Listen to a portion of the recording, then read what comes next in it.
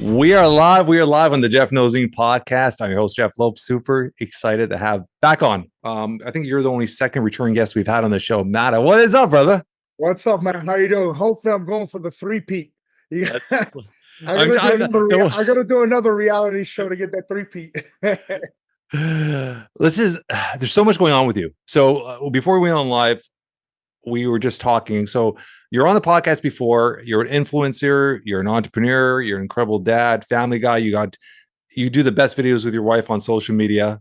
Whereas anybody that I'm going to put all the links and all that for everybody to follow you. But they're hilarious. They're great. They're stuff that happen every day in the gym setting, and you guys are on the ball with it. You and your wife. So that's awesome.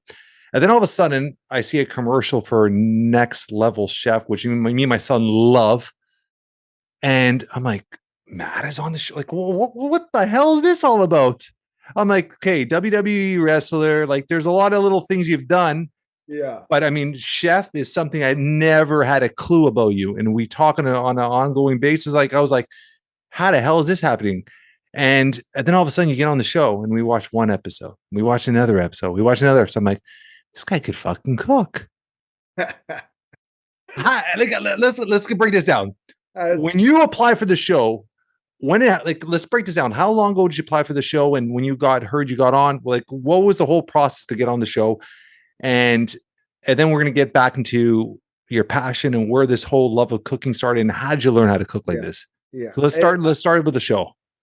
It's so funny that you mentioned that. We were just talking about it. Like nobody expected me to cook like that. Even some of the contestants. And as I got deeper in the show, they're like, wow, bro, like you could throw down in the kitchen. When I first walked in, people were just like, oh, he's a bodybuilder trainer. He just knows meal prep. He doesn't really know how to cook.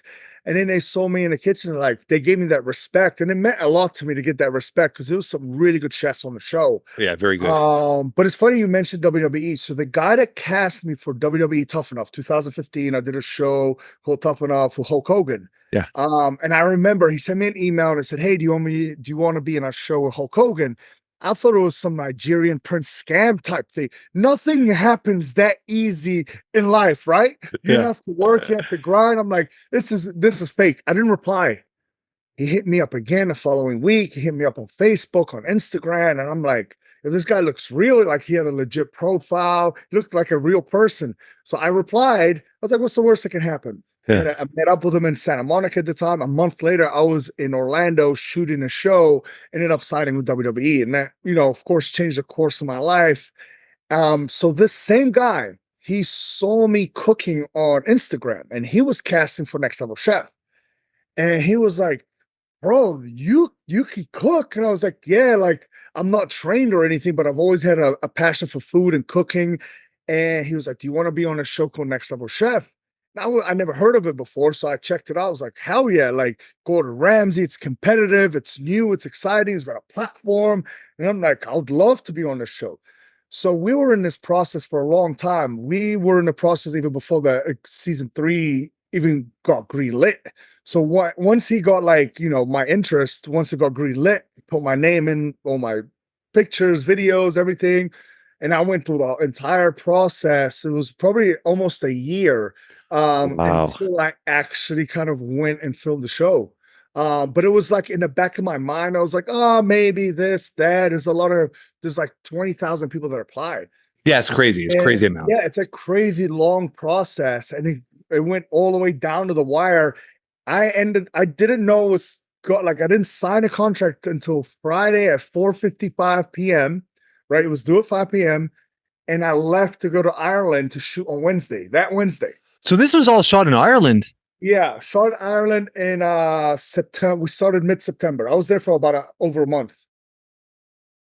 That's crazy. I personally didn't think I was going to go that. Like, I made a goal for myself. I was like, you know what? Like, I have to do 3 episodes. Like, I want to get 3 episodes. It's enough for me to like really showcase myself, my skill. But then I did 3, 4, 5, 6. I ended up doing 13 by the end of it. But I was like, once it got down to the wire, I was like, yo, I can win this thing. Cause then I got that confidence. I want a top dish. Because at the start, it was like you're going up against pro chefs. Yeah. Like I'm a home cook, Yeah. obviously these chefs are next level.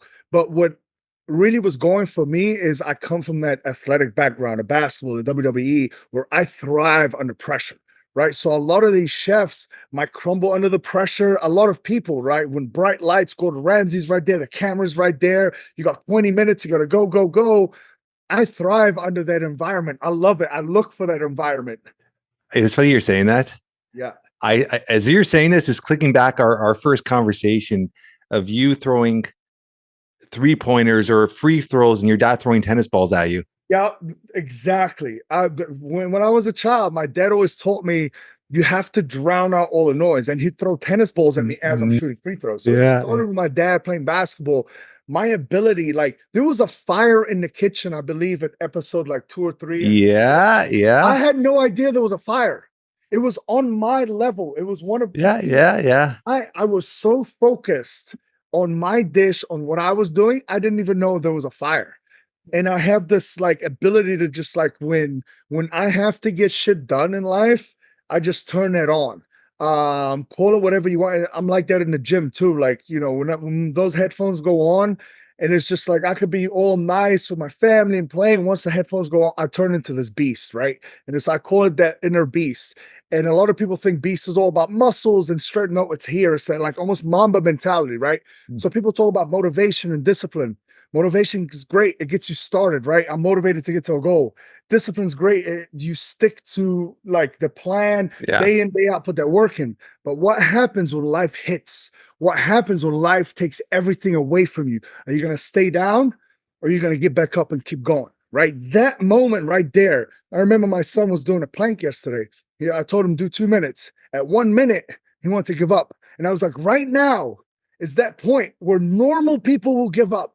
The average will give up. Do you want to be great? You Yeah. want to be the best. Keep going. And he did that 2 minutes, right?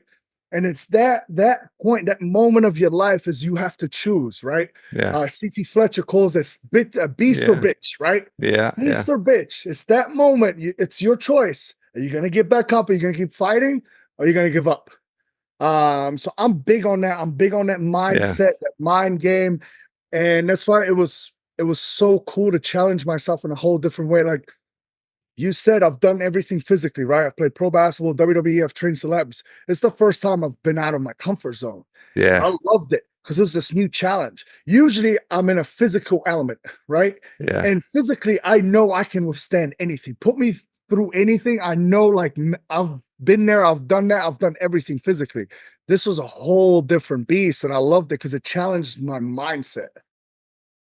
Where did this all start? Like, when did you actually start cooking at home? Like, I cook at home. I cook. I When we have like friends and family over, I cook. Not my wife cooks. Like, I love cooking, but there's a big difference of cooking and actually knowing like spices and flavors and knowing what mixes, and that's a Yeah. different like that's next level. Like, Yeah. where did you learn that stuff? It all started, my passion started just watching my mom. I don't know, like, and my sons have that kind of same, especially my younger son. He always wants to help me cook. It's Yeah. almost like in his DNA. And Yeah. I always watched my mom cook. I always was intrigued, like, what is she making? What is she doing? How is she making it? And then when I was about 16, because I was overweight, as you know, Yeah. from Yeah. Yeah. most Yeah. podcasts, like I was over 300 pounds, 320 at 15, 16 years old. And so I wanted to change my lifestyle. So I started cooking for myself.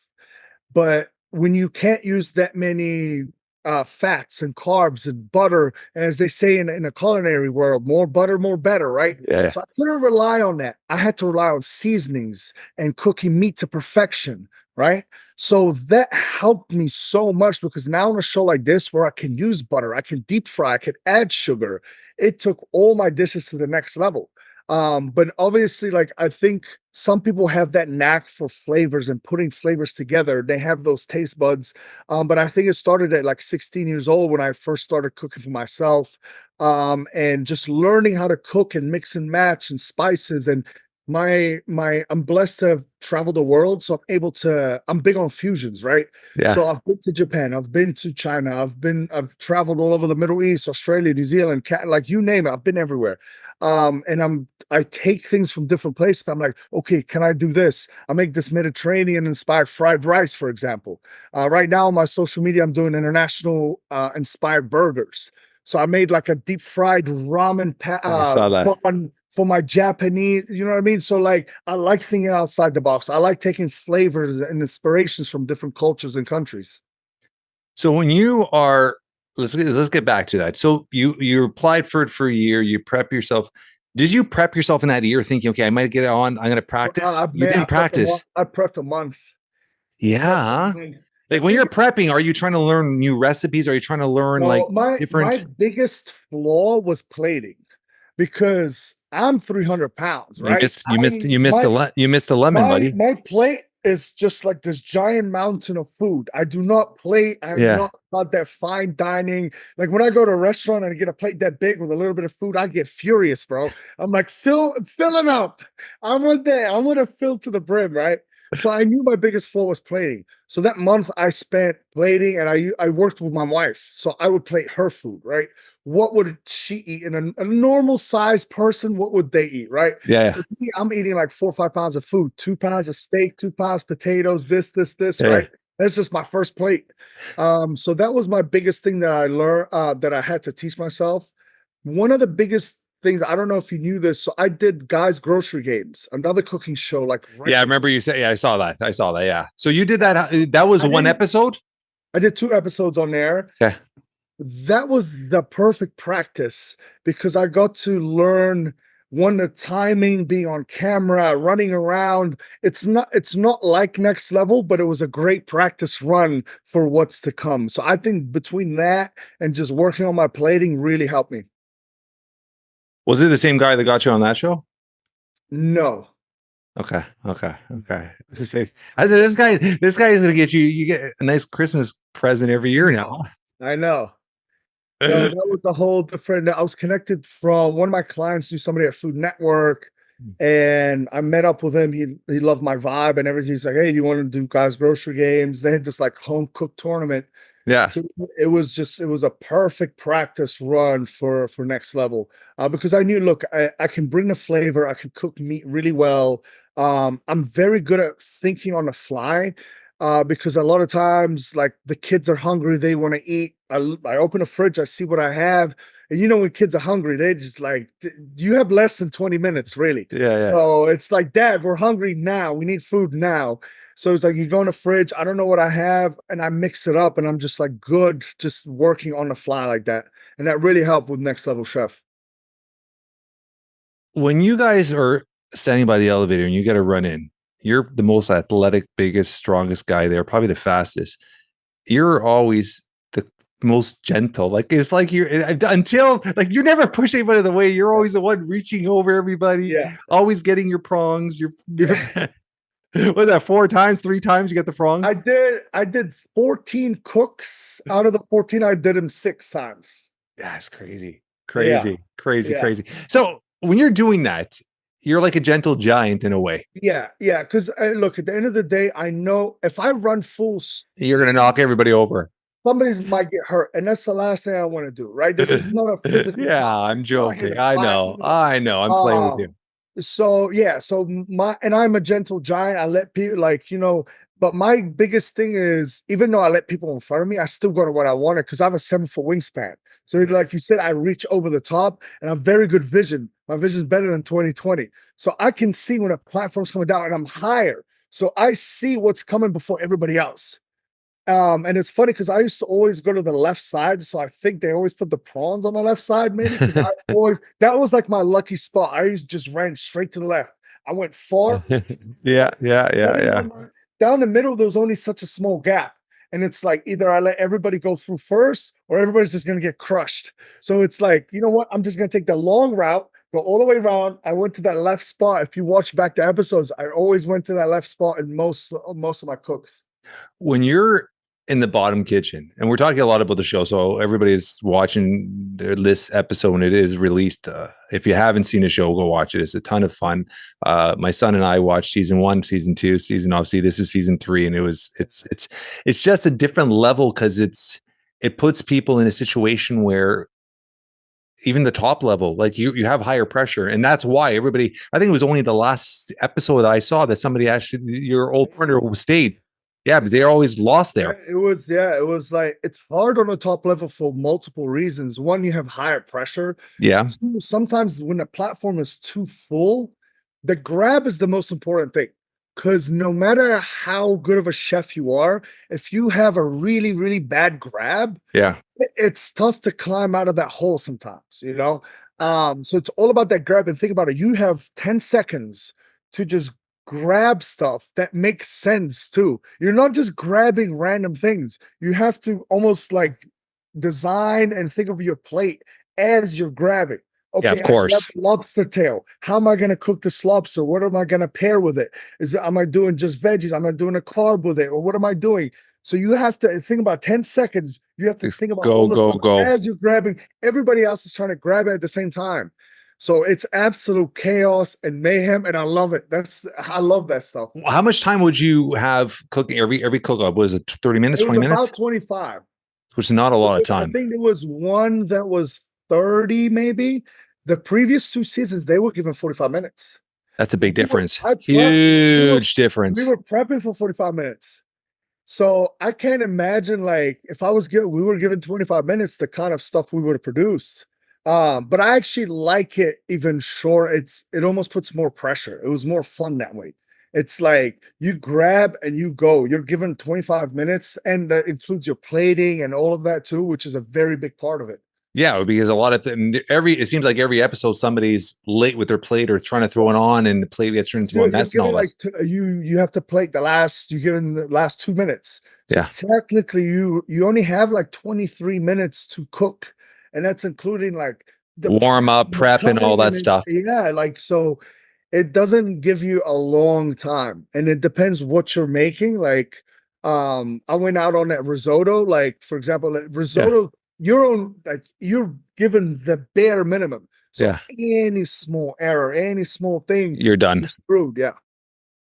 When you're in the bottom kitchen, is that all for show? Is it really the equipment that Oh, it's shit? a piece It is, huh? piece of See, on in my head, I'm thinking it's they're good stuff that is dirty, then to make them look all for the show. Look, I'm gonna tell you this because I'm not a pro chef. That Yeah, top level kitchen looked like NASA to me. yeah, Half of the stuff in there I've never seen before. I didn't even yeah. put it in. I'm like, what is this? Like, I'm like a kid in a toy store. I'm like, what's this? I preferred the middle kitchen actually because it was like in between. Yeah, The bottom was a big drop off. The it was, huh? knives, the blood, the pots, the pans are all crooked and this and that. You got these little Bunsen burners.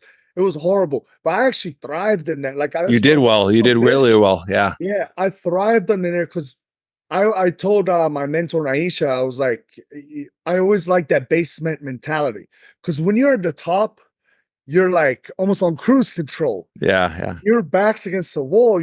I called it the basement mentality, right? And it's like somebody that has no backup plan, somebody has no safety net, right? In life, it's that same principle. Like if I have rich parents and I know, like, oh, if I yeah, fuck up, like daddy's gonna buy this for me and this and that, you don't go as hard in life. Where if you have absolutely nothing, and if you don't get this job, your family's gonna go hungry, then you're going to go all out and trust me, that's going to get the best out of you. So it's that basement level mentality, I call it, where it's like there's no safety net. You have to go right here, right now. yeah. So when you originally got picked, chef wise, was there a chef that you're looking for, or at that point it is what it is? Was everybody there trying to get on? Was it like everybody's dream to be on Chef Ramsay's team? But like, how was the mindset there? Yeah, like there was obviously, I mean, Gordon's the GOAT. Like Yeah, of he's the Michael course. Jordan of cooking, basically. Yeah, yeah. Everybody, everybody wants to get on his team. Obviously, yeah, I would love to be on his team, but Naisha She's has the awesome. energy. She works out. Like Yeah, me and her, like got along really well. We got that same energy, that same let's go energy. yeah. So if it wasn't for like it was either her or Gordon, but honestly, Blaze is a beast because I didn't tell him this at the time, but I watched so much of his stuff prepping for guys' grocery games. He did a lot of stuff on Food Network. So I binged Interesting. Blaze, and he's a monster. Very good. He's like Very a good. mad scientist in that. Yeah. He's using machines that I've never seen before. He's got 20 minutes. He's got a smoker here, a pressure cooker here. He's doing this, he's doing that. I'm like, bro, you got 20 minutes. You're doing too much. And he puts it all together. It's like, yeah, he's a wizard in the kitchen. When you see Gordan on that show, then you see him on Hell's Kitchen, the other ones, it's like a polar opposite attitude. On that show, he's smiling, he's happy, he's hugging. It's the real him, honestly. Yeah, it is, huh? Everybody's like, oh, Gordon's an asshole. Man, Gordan is one of the nicest, most genuine people I've met in my life. Like, Yeah. and that's real talk. I'm not saying. And you could see that at your last episode when you did your haka and you went to hug him, like you could legitimately see his smile. Yeah. Like, Yes. Yeah. Yeah. like, and you could see in his eye when I'm watching with other people, he genuinely cares about them as people, as chefs. He loves cooking. Like, he's got that passion. He's like, move over. I'll saute this for you. You go cut that.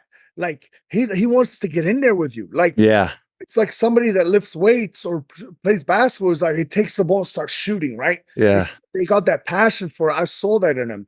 But he's one of the nicest, most genuine guys ever. Like, you'd never expect somebody, obviously you think somebody that at that level would be like, more arrogant or this or that. And you see Hell's Kitchen, he's an asshole, he's yelling. No, you can see somebody by their smile and you could tell when somebody's genuine, even on TV, and you could tell he's genuine. Like, there's moments when you could tell he gives a shit.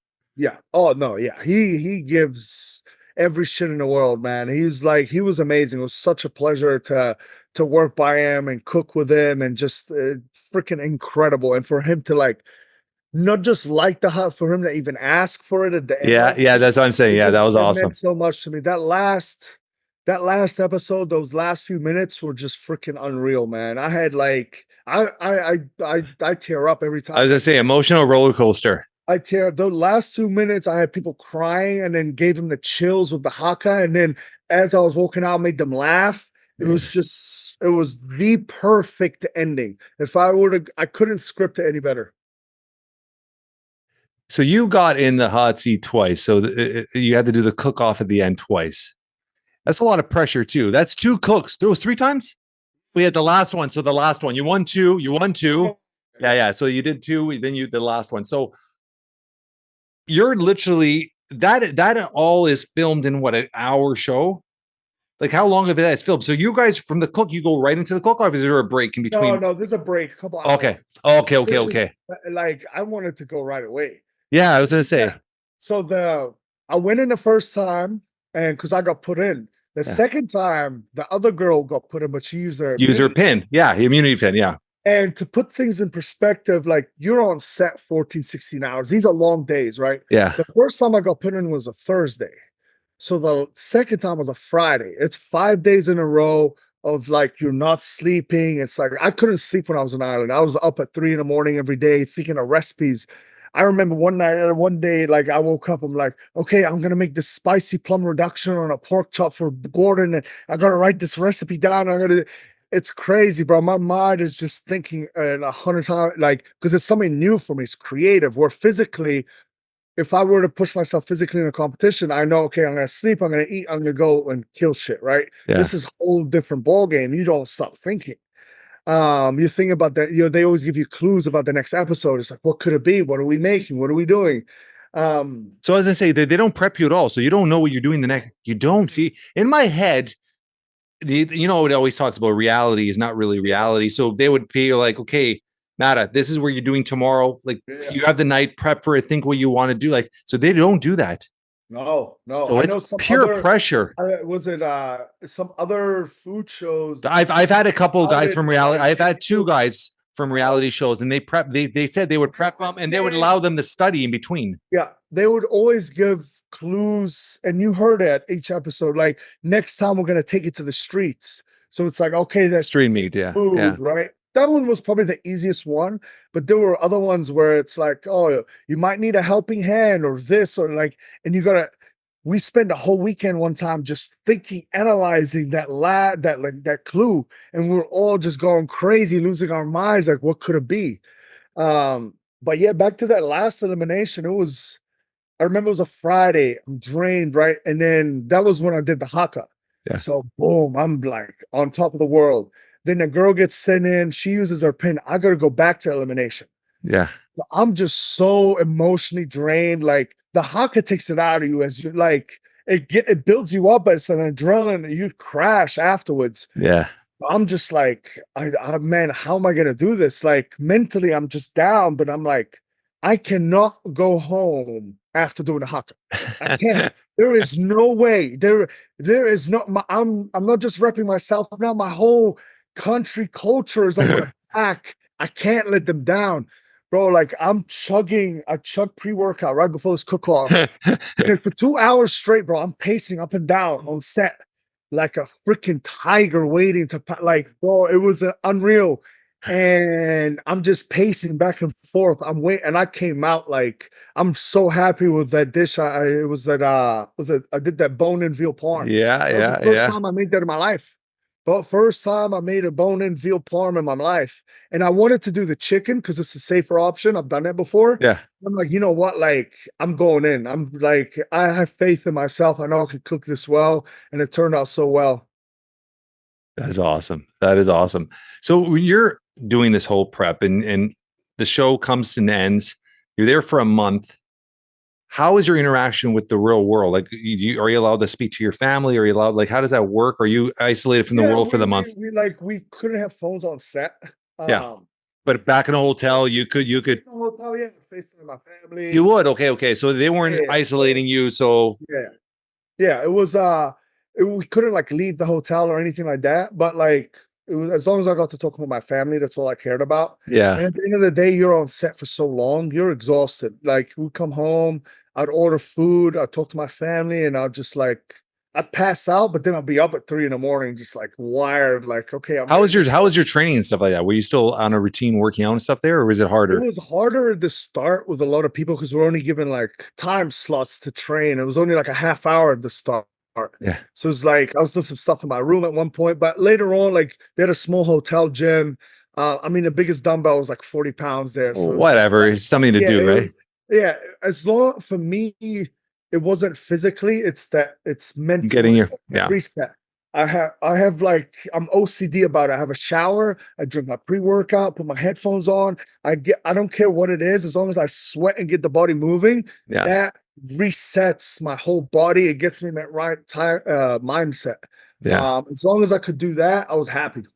Yeah. Yeah. Yeah. So the relationships you build there, you're there for a month, but I'm sure you build strong relationships very quickly. I was just texting. We have a group chat with the top 15, and sometimes you don't look at it for an hour and there's like 200 messages. Seriously, yeah. Everybody's going back and forth. We built some very, very good relationships. And it's one of those things because, when you go through something together, Yeah. you have that bond now for life. And we all love each other. We all support each other. If somebody's doing like a pop-up or somebody's got a product coming out, whatever it is, we try to help each other out. I'm actually doing a shoot with Jordan and Chris tomorrow. Just for social media. We're gonna do some funny skits and stuff like that. So I'm excited. We're always are they local to you? Jordan just moved out to LA. Chris is down in like Long Beach area, like OC. Jordan is the rapper guy. Yeah. Yeah. Chris is down there. He's always been down there. Lauren and Ari also live in LA. So we've got a couple of people in LA. Yeah, very, very, very cool. Yeah. So when you're doing this and you're there for the month, and obviously this is a new chapter in your life, the cooking and people knowing you cook. I always see guys that do these reality shows, or girls and guys do the reality shows. They're this next level. So now they're starting a cookbook. Where's your next venture? Where does this take you in that cook world? Because there's a lot of, and I look at myself, like I run a couple of companies. I do vacation rentals. I do Kimura, which is Boston martial art. Like I'm everywhere. So how do you tone in and say, okay, I got the social media for the fitness, I'm doing the meal prep business, I'm doing this, I'm doing that. You got your Let's Go apparel you just released, which we'll talk about. How do we zone that in and be like, okay, now let's take this opportunity and not lose it? Because you people forget about stuff very quickly. Yeah. You got to take a hone of this because you're still, the reality is just finishing off the show. You're on the hype right now. You did extremely well. People know you now. How do you take that to the next level? Right now, my biggest goal is getting my own show up and running. I don't know if I mentioned this to you before. No, no. I have a show, and I'll send you the little teaser I made for it. It's called Beasting and Feasting. Very It's a cool. world travel food and sports show. Nobody's ever done this before. So you travel Okay. the world and you see different cultures through food and sport, right? Think Anthony Bourdain, Yeah, but yeah. higher paced, higher energy. You go to Japan, you sumo wrestle, you eat Japanese food. You go to Brazil, you do BJJ, you Brazilian food, right? You go to Texas, you do rodeo. You do what the locals do in that area and experience through physical and food as well. So nobody's really done that concept. No. And I think Next Level Chef was the one. I've been trying to get the show up and running. That's why I So had you the have interesting. yeah. So I haven't really found the right team, whatever it is. But I feel like God put me on Next Level Chef for a reason. Because think about this, I've done everything in the physical world, right? Yeah, yeah. Basketball, WWE, trained some of the biggest celebs. But I haven't, like, yeah, sure, I'm a foodie and this and that, but now I'm valid in the food world. I finished top 6 on Next Level Chef. Like, I've Which is got massive. Yeah. incredible comments from Gordon Ramsay about my food. Now I'm valid in the culinary space. So now I'm in both. So now it gives me like the ultimate. Nobody in the world has those two. Do you know what I mean? In the physical world and in the culinary space. Now I'm like the perfect one. Plus my background. I'm from Egypt, grew up in New Zealand. I've traveled the whole world. The two things that bring people together are food and sports. The 100%. world shuts down during the 100%. World Cup, Yeah. Olympics, the NFL here, the Yeah. Yeah. Super Bowl. The whole country shuts down. Even if Yeah. you don't like football, you just go and eat, right? It's Yeah. food and sports, food and sports, food and sports. You can go to a bar in the middle of Europe, not know the language, watch a soccer game and like drink a pint of beer next to the guy next to you. He speaks German. You might not know the same language, but the goal scorer, you're like, yeah, you cheer together, you smile, you Yeah. connect over food and sports. And I'm trying to do that. And it's more than just a show. For me, it is a way to connect people, right? Do you have a name for it already? What do you say? Do you have a name for it already? Feasting and feasting. Beasting and Feasting. You said that at the beginning. Okay. Yeah. Very, very, very So cool. it's to me it's more than a show because it's my life, right? I've traveled the world, I've played so many different sports, so many different things, but at the same time, I've been on the other end of bad things, right? Racism, this, that, and I'm trying to show that we're all one, we're all connected, and we're all connected through food and sports, and we can bring people together and unite and connect and let go of all this hatred and violence and this and that and just connect over food and sport. Like for me, it's more than a show. It's an ability to bring people together. And that's what I want to do. I want to motivate and inspire people.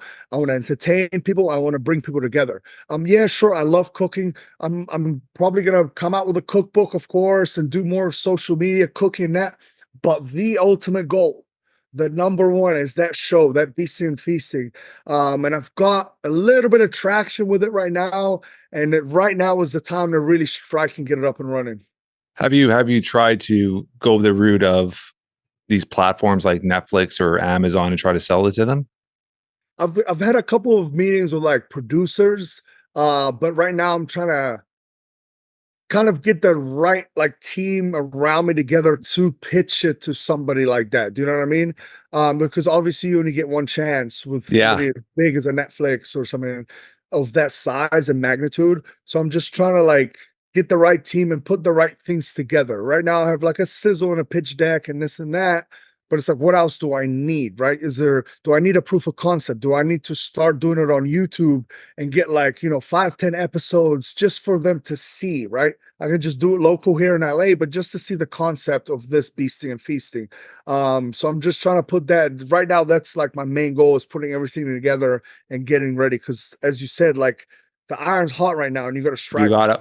Yeah. Time is very, I mean, you're building a brand for yourself and you've been doing that for a while. So, I mean, that's the reality that's been happening and it's doing really well, but that power of TV.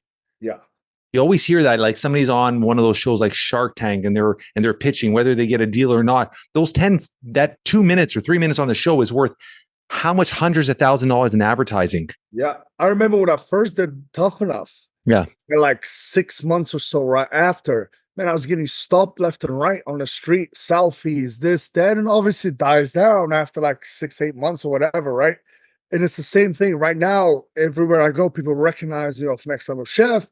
But like you said, it's gonna start dying down. So right now is the perfect time. You got like 6 months after the show ends to like you while you're still hot on the street, you know? Have you tried to reach out to one of the coaches there and see where they're pushing power to be part of the show? You know, if I were to reach maybe the more the producers, I'll Okay. definitely reach out to them, producers, creators of the show. I think maybe that might be a better option. But yeah, like hopefully I've got a couple of meetings lined up. Something, fingers crossed, something like goes well with them. Yeah, fingers crossed, man. It's a great concept, and it's everything you're saying is dead on. I mean, food, the sports, the collaboration, just the meaning of a sport, and how much it means to people. Like we're in Canada, I'm in Canada. I mean, hockey is huge, and right now the playoffs have started, Coming and to people are Canada. literally standing outside the arena. You got 10, 15,000 people outside the arena to have TVs and you're just to be part of something, right? Which is Yeah, crazy. you go to Canada, you watch me like play ice hockey, go eat some poutine, like, and the beauty of it, every city I go to, I want to feature a local athlete, celebrity, artist, whatever it is, somebody Yeah. that's in that area. So then you're bringing unique viewers. So when I go to Canada, some of the NHL fans might tune in because they're fans of that specific Yeah. player. Yeah. When I go Yeah. to Brazil and do one with Anderson Silva, they might Yeah. be a UFC fan and want to watch that. We'll Yeah. do one with Chuck Liddell, whatever it is, right? So you're Yeah. bringing people from different demographics. And actually, I didn't touch on this. I wanted to show that beasting comes in many shapes and forms, back to that whole mindset. So Yeah. to be great at life, you have to be a beast, and it's here. It's not physical. So when I can imagine the intro, it's like meet Mada. He's 6'5", 300 pounds. He can deadlift 700 pounds. He's got a 34-inch vertical, whatever it is, right? My resume. And then it cuts to me trying to do ballet and yoga, falling off a skateboard, wiping out on a surfboard, right? Yeah. Because you take a fish out of water to Yeah. show that the ballerina is a beast, Yeah. right? The skateboarder is a beast. The ice hockey player is a beast. You don't have to have all this muscle to be a beast, because to be great at anything in life, you have to be a beast. Yeah. I love it. I love it. So let's go. The t-shirt. Where did that all start? And you're pushing it and you're branding it now. And obviously I It's know funny from the because show. it's people. I didn't like. People gave me the idea because people wanted it, Yeah. right? If I say let's go, I've seen every single food video of mine. It's like, Yeah. Yeah. ooh, let's go. It's like, and it's building a brand. Every time somebody hears let's go, I want them to think of me, right? Yeah. And I just naturally always say it. I said it probably 1,000,001 times on the show. People have reached out to me and said, we play a game. We take a shot every single time we say let's go.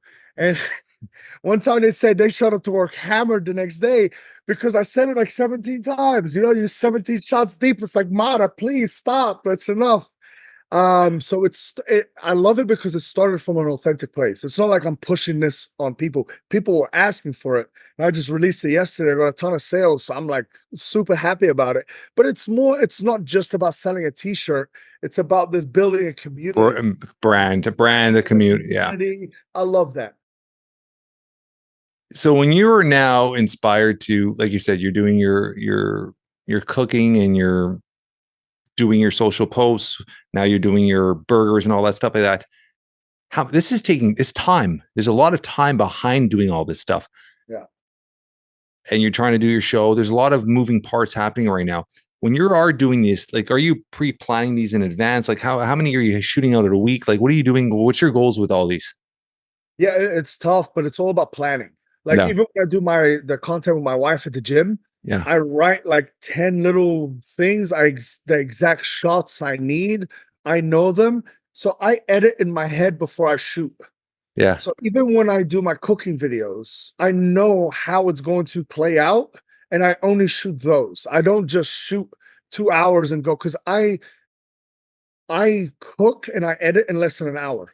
Like Good. and like I'm very fast. I was talking to a guy the other day. He said per video it takes him 12 to 16 hours to shoot and edit. Wow. And here's the beauty about my style, because have you seen those cooking videos and it's like these crazy edits? It's like da, da, da, da, and Yeah.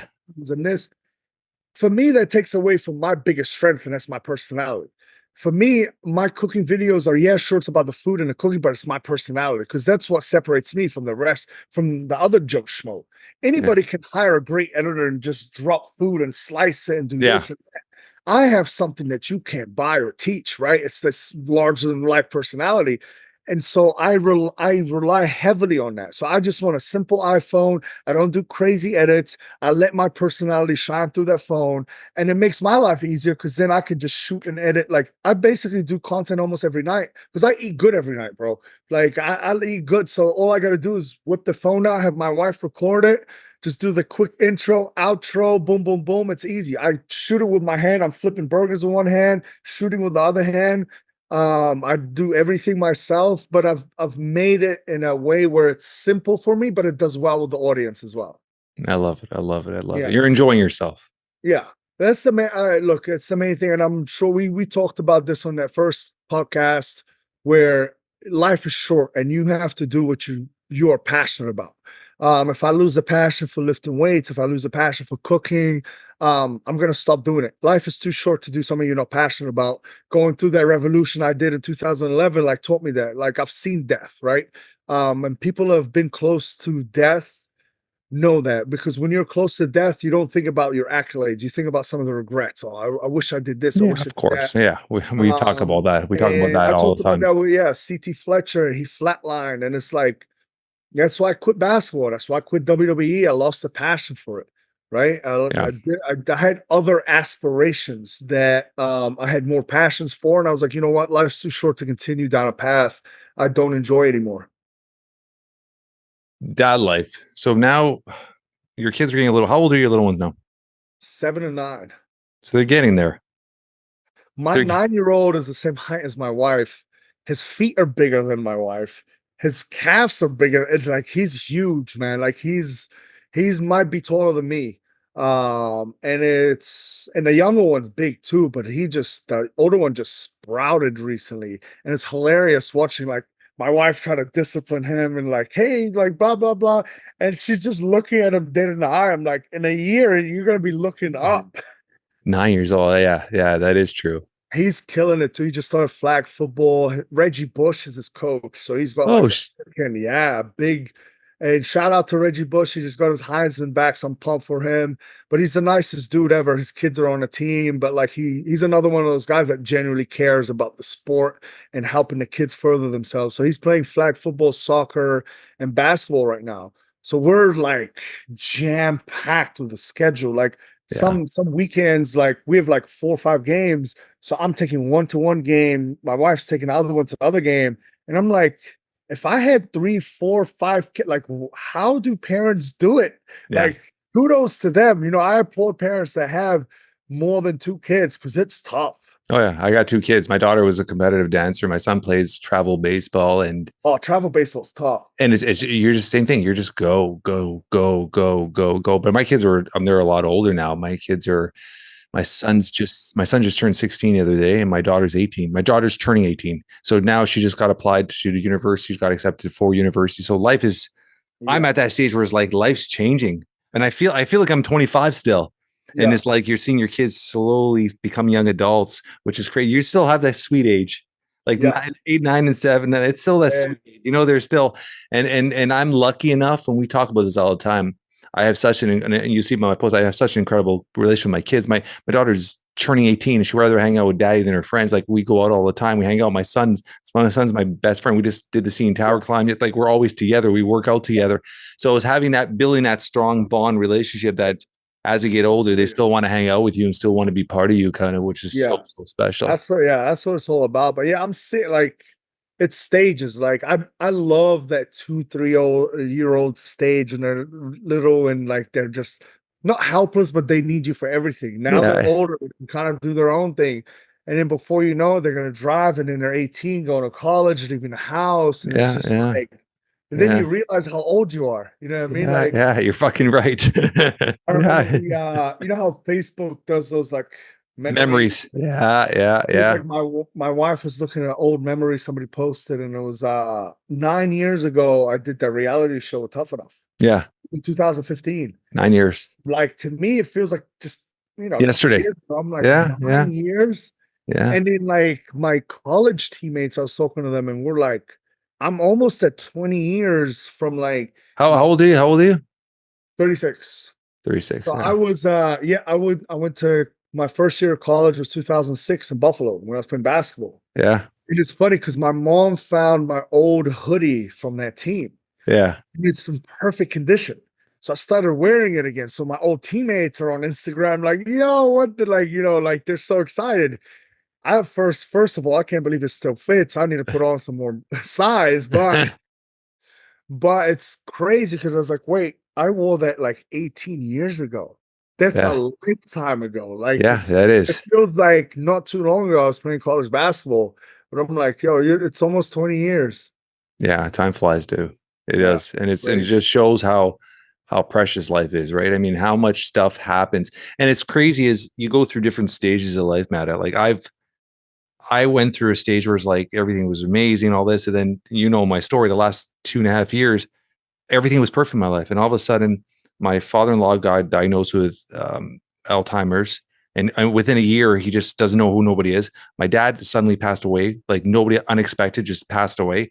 I got diagnosed with cancer. It's just like, what the fuck is just going on? And this is all in like a 2.5 year period. So it's like as you get older, just things just start happening. Your parents, like everything starts happening. So you just gotta hone in and just really appreciate everything you have because it changes in seconds, right? Yeah, yeah. No, 100%. Me and my wife always talk about that. And like we all get down in that rut and this and that and like You can't, you grinding. can't, you But then can't. I'm like, you all you have to do is look outside and look up, and you're like, man, I'm blessed. 100%. So blessed. As long as like I'm here, my family's healthy, my kids are good. Like That's all that sometimes I matters. stress about financially or this or then. I'm like, you know what? Who None of cares? that, none of that matters. I have something that money can't even buy, right? Yeah, My kids, like yeah, it's you have to count your blessings, and you have to enjoy the moments and savor the moments. A lot of times, I try to like, of course, I have to be on my phone, but when I'm around my kids, I try to like put it somewhere else. yeah. Be present. Yeah, if I rather it's quality over quantity. Yeah, Being around your kids for 5 hours, but being on your phone the whole time doesn't count. You know what I yeah, mean? I want to be there. Like yeah. we're watching TV and there's something funny and they look at me, they're laughing. I want to Be part of that have eye moment. contact and laugh with them, not Yeah, just be on my phone like this, right? yeah. Um, but yeah, you just have to enjoy the moments and create those memories. Life is all about those moments and memories and just like being present.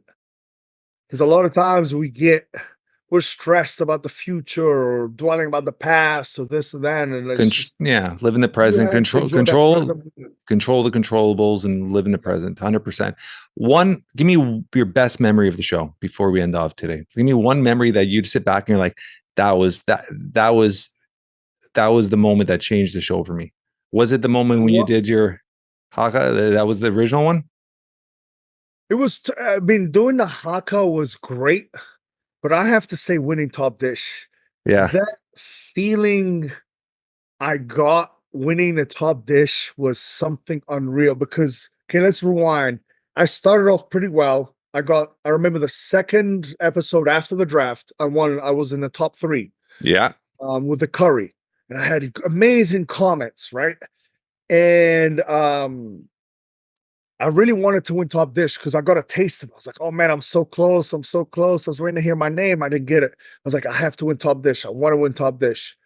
And fast forward, you go through those eliminations, you're almost out, right? And to climb back out of that, and then you got six people left, you win the top dish. In the It's basement. In the sushi basement. in the basement. Sushi. I've never rolled sushi a day in my life. Never, ever a day in my life rolled sushi. That was the first time. And I remember Richard Blaze I could hear him doing his interview. He's like, I don't know how well Mada's going to do. He's too big. He's not delicate enough. His hands are way too big. and they played some of it online too, on the show. And of course he's right. Like I'm not like a Yeah. small, delicate guy by any means. So obviously these giant hands are not made for like delicate rolling sushi. But I just remember when I heard my name, it was just unreal, unreal. And it was the last day of the week too. So usually you win top dish, you celebrate for 24 hours because guess Yeah. what? You cook again the next day. I had it was 3 days. It was a Thursday. We had Friday to Sunday off. I had 3 days to celebrate. So it was like the ultimate ending. It was like I won top dish. I'm in the top six. I get to enjoy the weekend. I'm here till next week. Like that moment, I just remember was one of the best moments of my life. I just like it was unfreaking real. Doing the hawk is massive, but it was like almost like, oh, you could do the hawk, do it. And then like that one was just so unexpected. I've never expected to win a top dish in that competition against some very, very good chefs. You obviously, it hasn't, I mean, by the time this airs next week, you'll have a winner. But with those chefs from the beginning to the end, I mean, who was the one you sat there and you're like, this guy could cook, or this girl could cook? When I first showed up, there's two guys that stood out, and it was Zach and Vaughn. Yeah. Those two are freaking Vaughn was good. He had that touch, and almost had that little swag. Every time you throw comments at Chef Ramsay, like he had a little swag to him, right? He's one of my best friends. Like we built the brotherhood. He posted the other day, and because he's more of an introvert, he was there, headphones on. He's here to kill, right? He's not here to make friends. Yeah. When he wrote this in his post, he's like, I didn't come in to make friends, but I made a brother in Mada. Like me and him are super tight. My kids call him Uncle Vaughn. That's like, awesome. He's supposed to visit next month, right? And my kids just found out, like, yeah, Vaughn's coming. They were so excited. They've only met him once. They met him. He came in. We did a little party for the first episode, the draft episode. Yeah. And he was there. My kids briefly met him, but you could tell when somebody made an impact in their life. They only met him for like an hour or two, whatever, but like he's impacted their life that much. That's how much they like him. Yeah. But yeah, he was hilarious on the show. His like quick-witted comebacks at Yeah. Gordan. But yeah, he's a beast in that kitchen. And he can cook. I love his style because he can cook it all. He can cook the chicken and waffles and the burgers and this and that, but he can go high end and make that very fine dining kind of like those dishes. So he had a great freaking like run. It was definitely sad to see him go. Are you still last two things? Are you still doing your prep kitchen, your prep meals, right? No, So you're not doing that anymore. no. We shut that down a year and a half, a long time ago. You did, huh? Well, it was multiple reasons, right? It's very competitive. Competitive inflation was crazy. Yeah. So by the end of it, like I was paying almost 3 times as much. I did it for about a year. Steak, asparagus, Yeah. I remember yeah.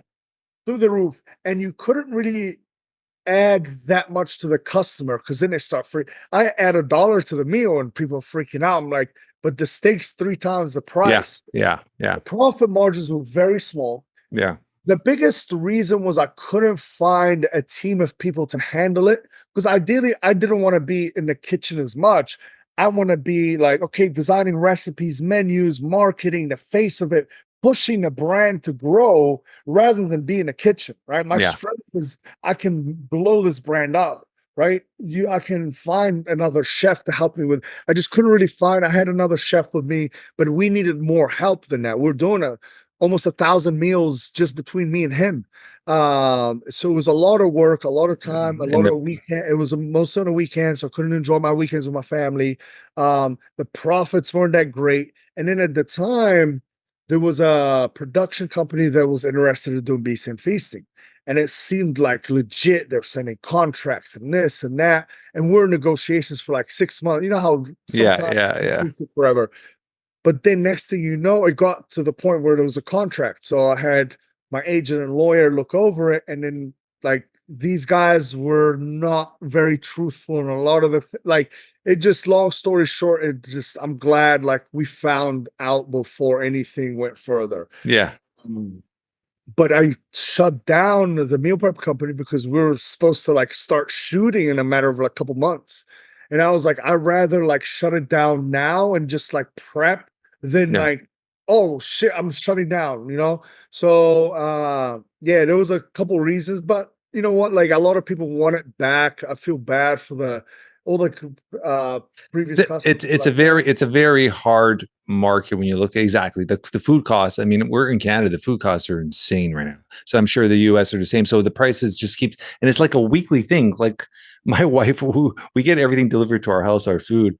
yeah, And my wife's on her tablet, just adding stuff every week to the car. She's like, how's that up 40 cents? That's up 70 cents. She pays attention to all that. She's like, it's like yeah. every week is another $5, seven. And you don't think about it because it's small, but it's just everything is adding Yeah, and like you go to a adding and store adding. and just buy a couple of random things. It's Not even gone. like, I'm not buying steaks or just No. random side Yeah. It's a items, couple $100 a like little bit nothing. of this, a little bit of Yeah. that, and it's minimum $100. Yeah. Yeah. Yeah. Yeah. I'm Yeah. like, I just bought like you know what I mean? Yeah, It's yeah, yeah, it's and it's yeah, crazy. I mean, since I got diagnosed, I eat about 90% organic, and my family does now too. And our grocery bill every week has gone up almost $200 a week on top of our normal bill, just because it's organic stuff we're buying. And you don't even know how good it is. You're still washing the shit out of this shit when you still get it, right? So it's like, yeah, the cost is it's everything has changed. Everything has changed. So a business like that is very like we manufacture, we got 147 products for Kimura where we manufacture boxing martial art. And that's my business. I've been doing that for 18 and a half years, my company. And through the pandemic, through everything, the cost of logistics, cost of material, cost of raw product, everything's gone up like 22 to 23%. But we can't increase our margins because people will lose our customer base. yeah. So you see that that's going through every industry. The world is, yeah, it's a tough world. Especially when some of the and even though like our quality was insane, people loved our food. At the end of the day, it's hard to go with a company that's charging double, right? Some Yeah, of these bigger companies like Factor Meals or whatever it's called, they're charging like $6, $7 a meal. yeah. And it's just like you can't You compete. can't compete with that. No, no, no. God knows where they're sourcing their freaking meat and vegetables from because Yeah, yeah, I don't even want to. I wouldn't even eat that. You know what I yeah, mean? Like if you're getting stuff that cheap, it's like where are you manufacturing it? yeah, You know, it's yeah, like the Costco chickens that are the size of a freaking turkey. yeah, It's like, yeah, what kind of hormones are you pumping in those chickens? I've yeah. never seen a chicken that big in my life. It's a Mada sized chicken. You know what I mean? It's like, God damn, lay off the gym, bro. The thing is huge. This has been awesome, brother. This has been awesome. I'm excited to see your next venture. I'm excited to see everything you Yeah, do. me too, man. It's the craziest part about the show was the overwhelming support I got after. After I got eliminated, I never quite fathomed the effect I had on people until I got eliminated and Yeah, just bombarded thousands of comments and messages. And a lot of them are people are saying they cried, their kids cried that when I got eliminated. yeah, And for me, that means so much to me because you're talking about a guy who's 6'5", 300 pounds, who intimidates grown men on the street.